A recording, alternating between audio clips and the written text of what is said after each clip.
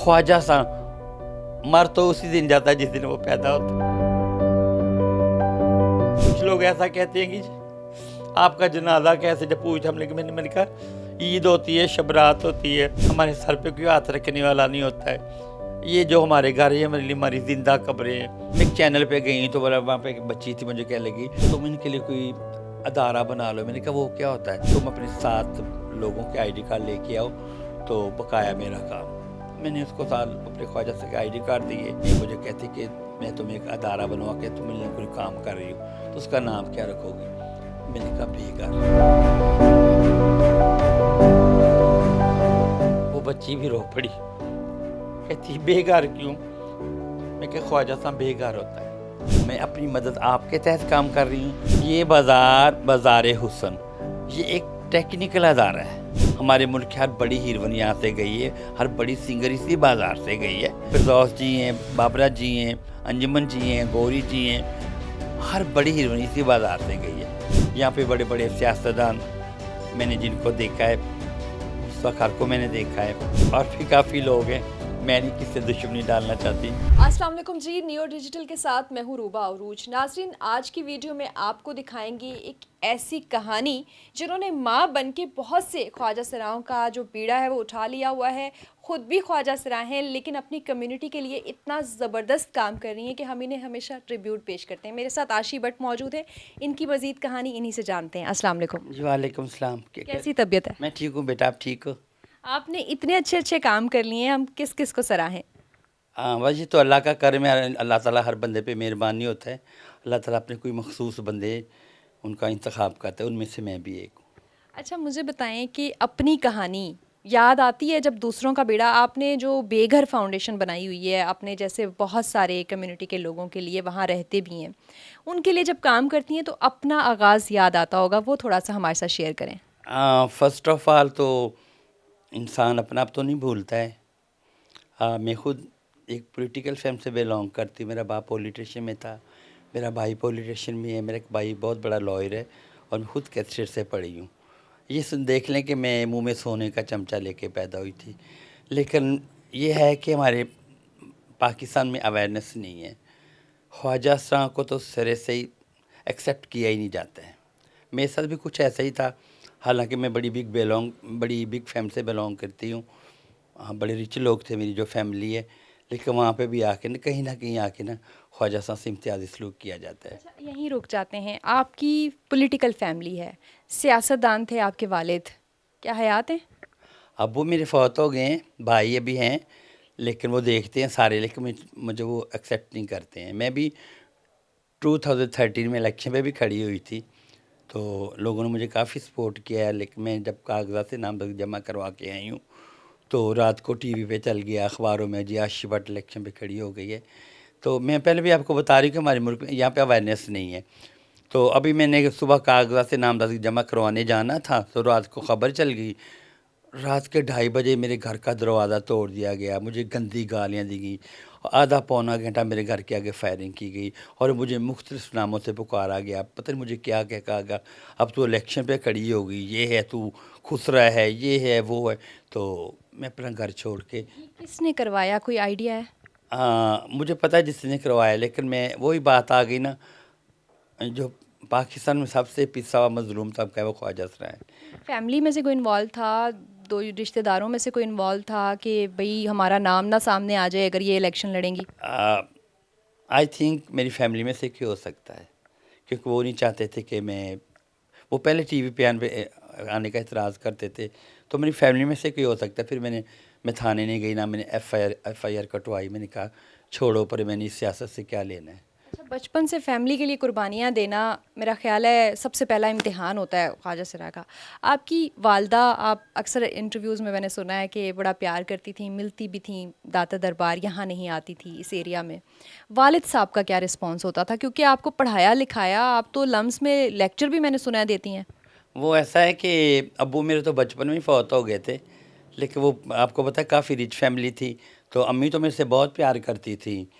तो हमारे घर में एक बड़ा टेबल खाने का लगता था। जब मैंने मैट्रिक किया तो मैंने जिस ज़माने में मैंने मैट्रिक किया, मैं इंग्लिश मीडियम स्कूल से पढ़ी हूँ, मैं कैथेड्रल से पढ़ी हूँ, तो वो को एजुकेशन, हम लड़कियाँ लड़के इकट्ठे पढ़ते थे।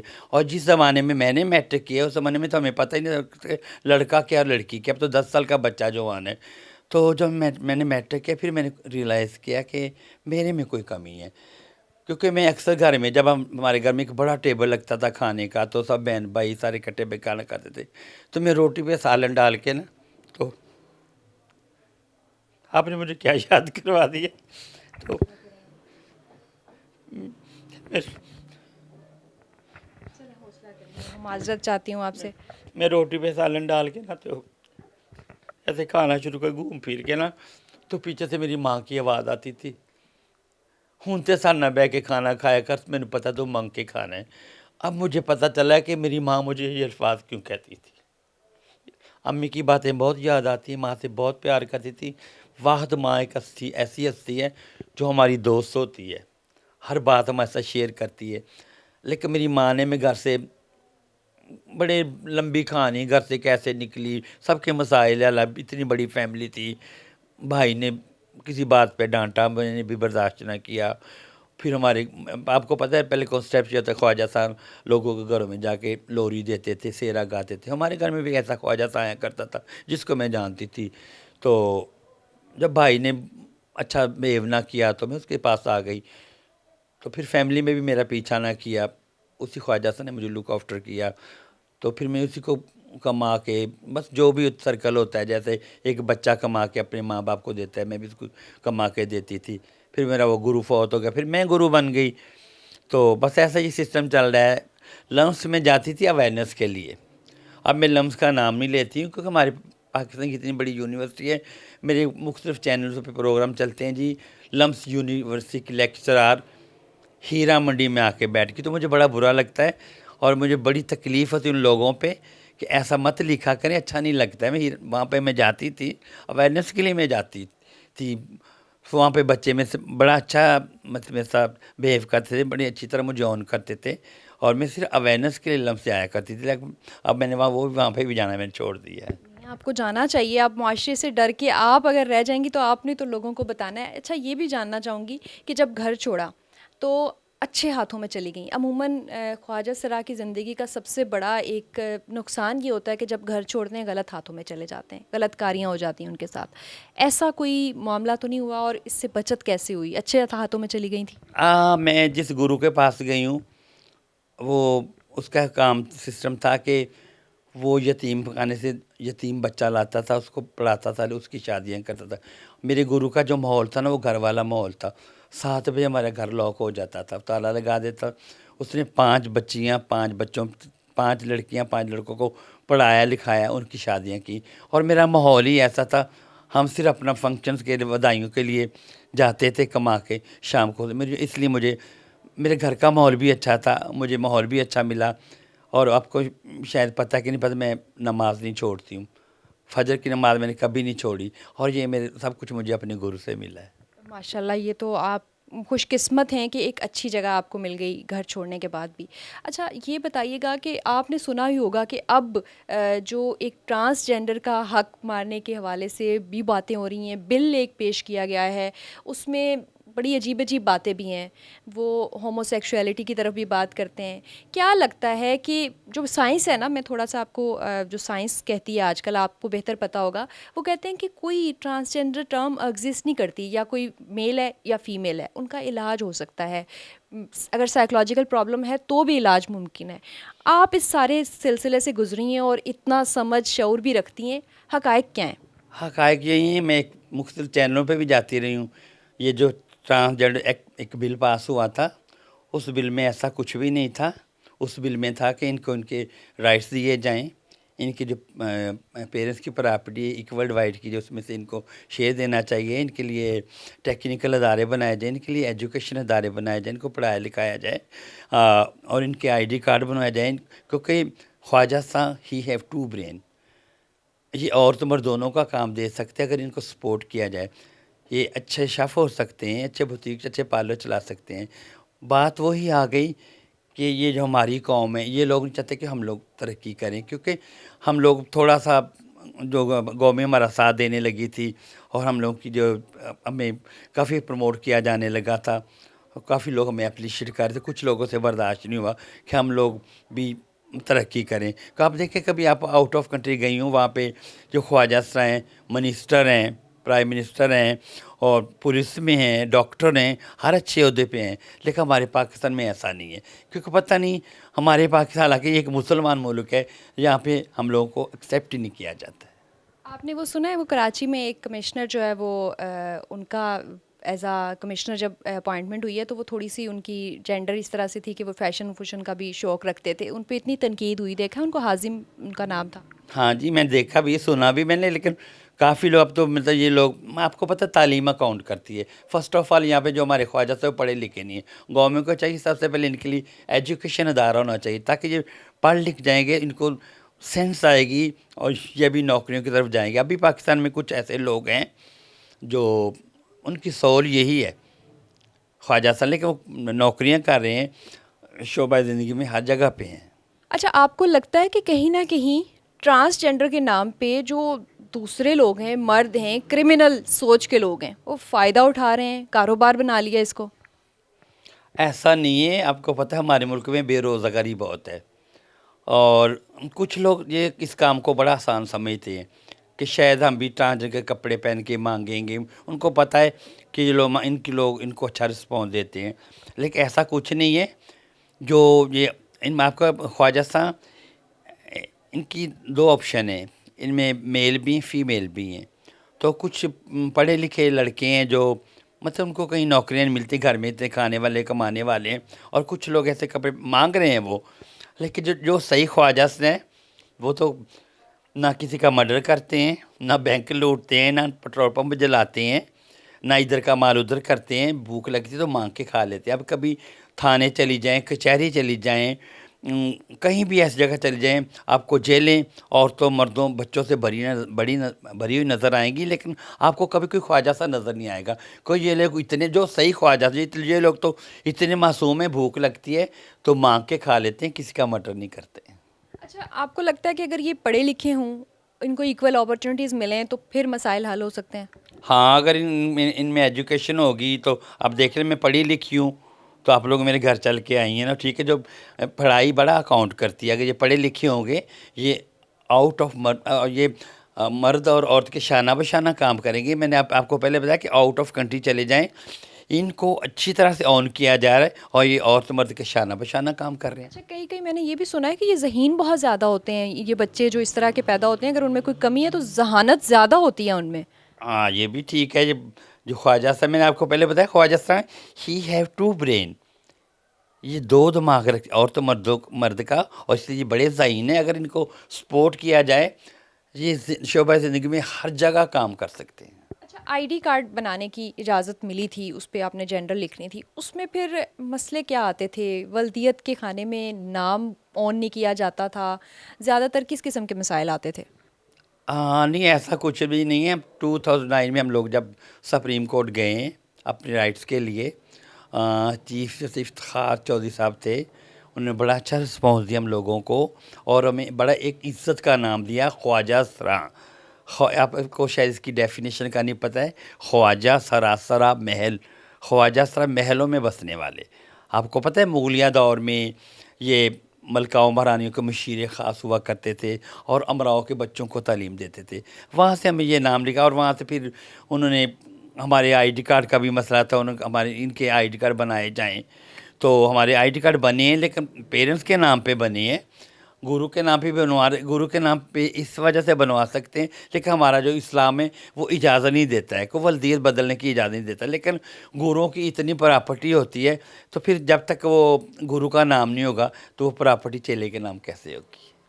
ٹھیک ہے. اچھا، ایک اور چیز جاننا چاہوں گی کہ جو ٹرانسجینڈر ایکٹ تھا نا، اس میں بارہا یہ کہا جا رہا تھا کہ اگر کوئی اپنی جینڈر بدل کے، اگر کوئی لڑکی ہے اور وہ کہے کہ مجھے تو لڑکوں کی طرح فیل ہوتا ہے، اور وہ لڑکے کے برابر حصہ مانگ لے جائیداد میں سے، تو کہیں نہ کہیں اس کا مس یوز ہو سکتا ہے. ہاں نہیں، یہ جو میں نے آپ کو پہلے، یہ سب غلط باتیں تھیں. بات وہی آ گئی کہ اب یہ جو خواجہ صاحب ٹرانسجنڈر ہیں، یہ کافی پڑھ لکھ رہے ہیں اور یہ ترقی کر رہے ہیں. ان میں اب ڈاکٹر بھی ہیں، وکیل بھی ہیں، اب یہ مطلب کافی ترقی کر رہے ہیں. تو کچھ لوگ ایک ایسا ہمارے ملک میں جیسے آپ کو پتہ ہے اپوزیشن ہے, کچھ لوگ نہیں چاہتے کہ یہ لوگ ترقی کریں, اور ہمارے جیسے میرے پہ فائرنگ ہوئی, میری فیملی نے چاہا کہ یہ ہمارے سامنے آ کے کھڑی ہو جائے گی, اور پاکستان میں ایک ایسی لابی ہے جو یہ نہیں چاہتی کہ ہم لوگ ترقی کریں. فیملی کا آپ کبھی نام نہیں لیتی, بتاتی ہیں کہ گھڑی شو کی مشہور سیاستدان فیملی ہے, ڈر ہے یا احساس ہے؟ احساس ہے, کیونکہ خواجہ آپ کو پتہ ہے. اب میں آپ کا ایک اور مسئلہ حل کر دوں, اب نے جو سوال میں سے پوچھنے ہیں. کچھ لوگ کہتے ہیں جی خواجہ صاحب کا جنازہ کیسے جاتا ہے, میں نے نہیں پوچھنا تھا. لیکن میں نے آپ کو بتا دوں کہ یہ لوگ تو مر کے بھی نا اپنی فیملیوں کا نام نہیں لیتے ہیں, کیونکہ جب خواجہ صاحب فوت ہو جاتا ہے تو ان کے جنازے کے ساتھ ہم لوگ نہیں ہوتے ہیں, کوئی محلے دار ہوتا ہے, کوئی رشتہ دار آ جاتا ہے, کوئی بیٹا بنا ہوا ہے, کوئی بھائی بنا ہوا ہے, تو وہ ساتھ چلا جاتا ہے. ہم لوگ فیملیوں کا نام اس لیے نہیں لیتے ہیں, ہم نہیں چاہتے مر کے بھی اپنی فیملی کا نام نہیں لیتے. لیکن خواجہ صاحب مر تو اسی دن جاتا ہے جس دن وہ پیدا ہوتا ہے. ایسا نہیں ہے, بہت نام بنا رہے ہیں آپ نے, اتنا دیکھیں نا, اتنے لوگوں کے لیے, مطلب آپ اتنے لوگوں کی ماں بن گئی ہیں, اس سے بڑی آپ کیا کر سکتی تھی؟ کچھ لوگ ایسا کہتے ہیں کہ جی آپ کا جنازہ کیسے, جب پوچھا ہم نے, میں نے کہا عید ہوتی ہے, شب رات ہوتی ہے, ہمارے سر پہ کوئی ہاتھ رکھنے والا نہیں ہوتا ہے. یہ جو ہمارے گھر ہے میرے لیے ہماری زندہ قبریں ہیں, لائٹ بجھ جائے گی تو میرا کہ یہ گھر میرے لیے زندہ قبر ہے. میں نے اتنا نام بنایا ہے, میں نے ہمت کی, میں نے آپ کو کہا نا کہ میری فیملی بڑی سٹرونگ ہے, میں نے ہمت نہیں آ رہی ہے. میں دیکھتی تھی کچھ ایسے خواجہ ہیں جو اپنی فیملیوں کو سپورٹ کرتے ہیں, مڈل کلاس فیملی ہیں, گھر والے پیسے تو لے لیتے ہیں لیکن گھر میں رکھنا پسند نہیں کرتے. میرا ایک ایسے ہی خواجہ سرا تھا, اس نے جو کمانا گھر لے جانا, بہنوں کی شادی کی, بھائی کی شادی کی, تو وہ بیمار ہو گئے. میں اس کے گھر اس کی خبر لینے گئی ہوں تو اس کو انہوں نے باہر برآمدے میں لٹایا ہوا تھا. تو میں نے اس کی بہن کو کہا, میں نے کہا یہ آپ کے ساتھ اچھا بہیو نہیں کر رہی ہیں, اتنے ساری زندگی جو کمایا آپ لوگوں کے. تو آگے اس کی بہن مجھے پنجابی میں کہتی ہے اسی کی کریے, خسرا نو کینسر ہو گیا, اسی اپنے بچے نو کینسر کروا لیے, تو تم اٹھا کے اس کو یہاں سے لے جاؤ. مجھے بڑی تکلیف میں اس کو اٹھا کے لے آئی. پھر میں نے اس کا پراپر علاج کرایا, 2 مہینے اس کی ڈیتھ ہوگی. اس کے بعد میں ایک نجی ٹی وی تو اس پہ مارننگ شو کرتی تھی, میرا شو بڑا ہٹ ہوا. تو میں ایک مقامی ہاسپٹل کے پاس سے گزر رہی ہوں تو ایک لڑکا میرے پاس آیا, آپ آشی بٹ ہو؟ میں نے کہا ہاں جی. تو کہتا آپ اتنے اچھے کام کر رہی ہیں, تو آپ کا ایک خواجہ سرا, آپ چینل پہ بیٹھ کے اتنی بڑی بڑی باتیں کرتی ہیں, اتنے اچھے کام کر رہی ہیں, اور آپ کے خواجہ صاحب 8 دن سے ہاسپٹل کے اندر مرا پڑا ہے, اس کو کوئی ڈیڈ باڈی لینے نہیں آیا. مجھے بڑی تکلیف. اس وقت میرے پاس گاڑی تھی, میں نے گاڑی سائڈ پہ کی, اور میں ہاسپٹل کے اندر چلی گئی. میں نے جا کے عملے سے بات کی, تو میں نے کہا اس کی ڈیڈ باڈی مجھے دے دے. تو کہتے وہ سامنے پولیس چوکی, ان سے جا کے بات کرو. میں ان کے پاس گئی تو وہ کہتے ہمیں کچھ پیسے دو. میں نے ان کو کچھ پیسے دیے. آپ کو پتہ ہے کہ یہ پاکستان ہے, یا پیسے کے بغیر کام نہیں ہوتا ہے. میں دوبارہ پھر عملے کے پاس آئی تو عملہ کہتا ہے ہمیں بھی کچھ پیسے دو. تو میں نے کہا میرے پاس تو اتنے پیسے نہیں, میں لے کے. تو کہتے پھر جاؤ اس کا کوئی وارث لے کے آؤ. میں اتنی سٹرونگ ہوں, زندگی میں پہلی بار وہاں پہ بیٹھ کے اتنا پھوٹ کے روئی. میں نے کہا اگر اس کا کوئی وارث ہوتا تو اس کی ڈیڈ باڈی لاوارثوں کی طرح 8 دن مردہ خانے میں پڑی رہتی. پھر میرے بھی کچھ گیدرنگ تھی, میرے ملنے والے تھے, بڑی مشکل سے میں نے اس کی ڈیڈ باڈی وہاں سے اٹھائی, اس کی تدفین کی. اس کے بعد پھر میں جب گھر آئی ہوں تو میری امی بھی مجھے کچھ پیسے دیا کرتی تھی. پھر میں جوانی میں بڑی خوبصورتی, آپ کو کیا بتاؤں, میں نے کافی پیسے اکاؤنٹ کیے ہوئے تھے. تو میں نے کہا میں ان کے لیے کیوں نہ کوئی گھر بنا دوں. پھر میرے ذہن میں یہ آئیڈیا ہے. پھر میں نے میرا کوئی ملنے والا, میں ایک چینل پہ گئی تو وہاں پہ ایک بچی تھی, مجھے کہنے لگی تم بڑا اچھا بولتی ہو تو تم ان کے لیے کوئی ادارہ بنا لو. میں نے کہا وہ کیا ہوتا ہے؟ تو کہتی کہ تم اپنے 7 لوگوں کے آئی ڈی کارڈ لے کے آؤ تو بقایا میرا کام. میں نے اس کو اپنے خواجہ سے آئی ڈی کارڈ دیے. تو اس نے مجھے کہتے کہ میں تمہیں ایک ادارہ بنوا کے تم ان کوئی کام کر رہی ہو, تو اس کا نام کیا رکھو گی؟ میں نے کہا بے گھر. وہ بچی بھی رو پڑی, کہتی بے گھر کیوں؟ میں کہ خواجہ صاحب بے گھر ہوتا ہے کیونکہ جب ایک عورت بیوہ ہو جاتی ہے, اس کے بچے سنبھال لیتے ہیں, اس کی فیملی کا ممبر لے جاتا ہے, لیکن جب خواجہ صاحب بوڑھا ہو جاتا ہے اس کو دیکھنے والا کوئی نہیں ہوتا ہے, یا بیگنگ کرتا ہے, روڈوں پہ مر جاتا ہے. تو اس بچی اللہ کی بندی نے مجھے رجسٹریشن کروا کے دی. پھر میں نے 2011 سے یہ کام شروع کیا. اب تو شاید ادارے کی آپ نے دیکھا ہے, اب تو میں نے مزید اور اس کا ڈبل سٹوری کر دی, کافی بڑھا دیا اس کو. تو پھر میں نے 1,25,00,000 روپے اپنی جوانی کی کمائی وہاں پہ لگا کے ان کے لیے شیلٹروں بنا دیا. مجھے کبھی کسی گورنمنٹ سپورٹ نہیں کیا ہے. حالانکہ ہمارے ملک میں پاکستان میں مہمان خانے بنائے جا رہے ہیں, یتیم خانے بنائے جاتے ہیں, دارالامان بنائے جاتے ہیں, مجھے آج تک کسی نے سپورٹ نہیں کیا. میں اپنی مدد آپ کے تحت کام کر رہی ہوں. میری کچھ گیدرنگ ہے, کچھ بچے جن کو میں نے جوانی میں لوریاں دی, کچھ بچی ہیں جو مجھے ہیلپ آؤٹ کرتے ہیں. اور سب سے پہلے بابا محمد یحییٰ خان جو کسی تعارف کے محتاج نہیں, مصنف رائٹر, کافی کتابوں کے مصنف ہیں, اور وہ مجھے میری اس شیلٹروں کو بہت سپورٹ کر رہے ہیں. اور شکر الحمدللہ وہاں پہ کافی لوگ ہیں, کچھ 50+ ہیں, 80+ ہیں, 60+ ہیں, اور کچھ ایسے لوگ ہیں جن کو HIV پازیٹیو ہے, نیگیٹو ہے, ہیپیٹائٹس C ہے, B ہے, کوئی ایسا مورک مرض ہے کوئی اپنے پاس رکھنا پسند نہیں کرتا. اور وہاں پہ لوگ موجود ہیں, اور پورے پاکستان میں وہاں پہ جو بھی ایسا خواجہ تھا وہاں پہ آ کے رہ سکتا ہے. آپ نے تو جسٹیفائی کر دیا نا کہ اگر اللہ تعالیٰ نے ایسے بنایا تو آپ نے ہمت نہیں ہاری اور اتنا زبردست کام کیا. تھوڑا سا آپ کی انیشیل لائف کی طرف چلتے ہیں. جوانی میں آپ نے بہت سارے کام بھی کیے. جس ایریا میں ہم بیٹھے ہوئے ہیں اس کو بہت اچھا نہیں سمجھا جاتا تھا, لیکن ہم نے یہ بھی سنا کہ یہاں سے بہت بڑے بڑے آرٹسٹ بھی نکل کے گئے. کچھ اپنی میموریز شیئر کریں, کون کون آتا تھا یہاں سے, کون کون بن کر گیا؟ ہاں, یہ جو جس ایریا میں رہتی ہوں, کسی کو کہیں بھی پناہ نہیں ملتی, وہاں یہاں پہ آ کے رہ سکتا ہے. لیکن میرا گرو یہاں پہ نزدیک ہی رہتا تھا, تو پھر یہاں پہ میں آ گئی. یہ بازار حسن یہ ایک ٹیکنیکل ادارہ ہے. ہمارے ملک کی ہر بڑی ہیروین یہاں سے گئی ہے, ہر بڑی سنگر اسی بازار سے گئی ہے. یہاں پہ پہلے یہ آرٹ کا بازار تھا. اب سب بڑی ہیروین میں کس کا نام لوں؟ فردوس جی ہیں, بابرہ جی ہیں, انجمن جی ہیں, گوری جی ہیں, ہر بڑی ہیروین اسی بازار سے گئی ہے. تو پہلے یہ ایک ٹیکنیکل ادارہ تھا, یہاں پہ لوگ آتے تھے, ایک مخصوص ٹائم تھا 11 سے لے کے بجے تک, اور 350 آفس لگتے تھے. یہاں پہ بڑے بڑے سیاستدان میں نے جن کو دیکھا ہے, مصطفیٰ خار کو میں نے دیکھا ہے, اور بھی کافی لوگ ہیں. میں نہیں کسی سے دشمنی ڈالنا چاہتی. اور اس بازار میں بڑے بڑے مشرف وغیرہ بھی یہاں آتے رہے. ہاں, مشرف آتے نہیں تھے. مشرف کو اللہ ان کو جنت الفردوس میں اعلیٰ مقام دے. ان کو گانے کا بڑا شوق تھا, سیکھنے کا, سننے کا. وہ اپنی کوٹھی میں یہ سارا سسٹم ارینج کر لیتے تھے. آپ کو تو وہ ورلڈ کپ کے دوران عبدالقادر صاحب ان لوگوں کے ساتھ بھی دیکھا گیا ایونٹ میں. بتانا بھول گئی, جب یہ ہوا نہیں ہے ورلڈ کپ, تو مجھے کسی نے ادھر کینٹ میں نا پولو گراؤنڈ کے سامنے وہاں پہ ارینج کیا تھا. وہاں پہ یہ سب لوگ موجود تھے. خوشی میں میرا فنکشن کروایا گیا تھا.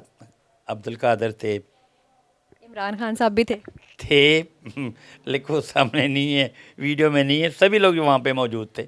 تو بڑا اچھا فنکشن ہوا تھا, مجھے بڑا اچھا رسپانس ملا, اور مجھے فخر ہے کہ جب ورلڈ کپ ہوا تھا میں نے فنکشن کیا. میاں نواز شریف, شہباز شریف وغیرہ انہوں نے بھی کبھی فنکشن اٹینڈ کیا ہو؟ نہیں جی, ان سے اب یہ لوگ کبھی ادھر نہیں آئے. آپ لوگ بھی نہیں گئے کبھی؟ ہم ان کی فیملیوں میں جاتی ہوں, فنکشنز کے لیے بلواتی ہیں مجھے, تو بڑا اچھا رسپانس دیتے ہیں. آپ نے الیکشن بھی لڑا, کچھ سوچا ہوگا کہ ملک کے سیاسی حالات بدلنے کے لیے کوئی سوچ ہوگی, کوئی ذہن میں کیا سوچ تھی؟ میں الیکشن اس لیے لڑ رہی تھی کہ میں چاہ رہی تھی کہ اسمبلی میں ہم لوگوں کی سیٹ ہو. جیسے ایک عورت کو سمجھتی ہے, ایک مرد کو سمجھتا ہے. ہمارا کوئی اپنا نمائندہ ہوگا تو ہمارے دکھ درد شیئر کرے گا. اسی وجہ سے میں الیکشن پہ کھڑی ہوئی تھی, لیکن کھڑے ہونے سے پہلے ہی مجھے لٹا دیا گیا. اب میرے ذہن میں میں زندگی میں کبھی الیکشن پہ نہیں کھڑی ہوں گی, کیونکہ میرے میں ہمت نہیں ہے. آپ میں تو بہت ہمت ہے. اچھا یہ بتائیں, موجودہ سیاسی جو دور ہے اس میں کس کو بہتر سمجھتی ہیں؟ میں تو یہی کہوں گی کہ یہاں پہ جو بھی آئے گا ملک کے لیے کوئی بھی نہیں سوچ رہا ہے. یہ اپوزیشن ہے, آپس میں لڑ کے مر رہے ہیں. تو غریب آدمی بھوکا مر رہا ہے. ہماری طرف دیکھیں, مجھے پتہ ہے ہم لوگ اپنا گھر کیسے چلاتے ہیں, میں اپنا شیلٹر روم کیسے چلاتی ہوں. یہاں پہ جس نے بھی آنا ہے اس سے ہمارے ملک کو لوٹ کر کھانا ہے. اس غریب عوام کی طرف کسی کی کوئی توجہ نہیں. اور سیاستدانوں وہی اچھا ہے جو ہمارے ملک کا احساس کرے گا. کسی کو تو آپ محمد بن قاسم سمجھتی ہوں گی نا, جو پاکستان کے حالات بہتر کر سکے موجودہ سیاستدانوں میں؟ جو بھی اچھا کام کرے گا وہی محمد بن قاسم ہوگا. فی الحال تو ابھی یہاں پہ मैं किस पार्टी का नाम लूँ, मैं नहीं किसी का नाम लेना चाहती, लेकिन यहाँ पे अभी तक पाकिस्तान के बारे में कोई भी नहीं सोच रहा कोई है। लीडर नहीं है पाकिस्तान में मौजूदा सूरत हाल में? कोई नहीं सोच रहा, सब अपने अपने बारे में सोच रहे हैं। कोई मैसेज देना चाहें, एक आम आवाम को भी, एक अपनी कम्युनिटी को भी? मैं अपनी कम्युनिटी को ये मैसेज दूंगी कि आप लोग पढ़े लिखें, काम सीखें, या बेगिंग करते हैं ये ना करें, ये सेक्स वर्किंग में ये काम ना करें। अल्लाह ताला ने हमारा बड़ा रुतबा बनाया है। हजूर पाक सल्लल्लाहु अलैहि वसल्लम के रोज़ा मुबारक की चाबी ख्वाजा साहब के पास है। अल्लाह ने हमें बड़ी इज़्ज़त दी, हमारा बड़ा रुतबा है। आप लोग खुदारा पढ़े लिखें, काम करें। और ये मैं मैसेज उन पेरेंट्स को मैं मैसेज देना चाहूँगी जिन घर में ऐसे बच्चे हैं, माएँ अपाज बच्चों को भी रेडी पे लेके घूम रही हैं, गूंगे बहरे लूले लंगड़े काने बच्चे, उनको एक्सेप्ट करती हैं। अगर आपकी उंगली पे कोई ज़ख्म है, उस उंगली को काटे ना, उसका इलाज करवाएं।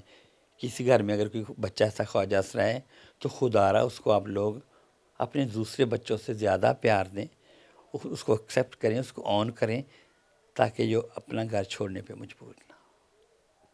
और पाकिस्तानी अवाम के लिए क्या पैगाम है? पाकिस्तानी अवाम को यही कहूँगी कि हम ये, मेरा ख्याल पार्टीशन हुए 75 ईयर्स हो गए, हमने पाकिस्तान बड़ी कुर्बानियाँ देकर हासिल की है। जो लोग उस वक्त मौजूद थे उनको पता है कि हमने पाकिस्तान कितनी मुश्किलों से हासिल किया है।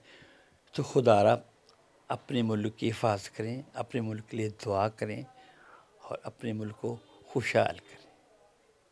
बहुत शुक्रिया। और यकीनन इतनी खूबसूरत सोच है और इतनी खूबसूरत जो है वो बातें की। हमारे साथ आशी भट्ट मौजूद थी। मौजूदा सूरत हाल में जब हम अपने माशरे की तरफ देखते हैं तो हमें हर सोच मफलूज नज़र आती है, लेकिन ऐसे में एक ख्वाजा सरा को रिप्रेजेंट करते हुए इन्होंने बड़ी खूबसूरत सोच और अपने ख्यालात का इजहार किया है। वीडियो आपको कैसी लगी कमेंट सेक्शन में ज़रूर बताइएगा।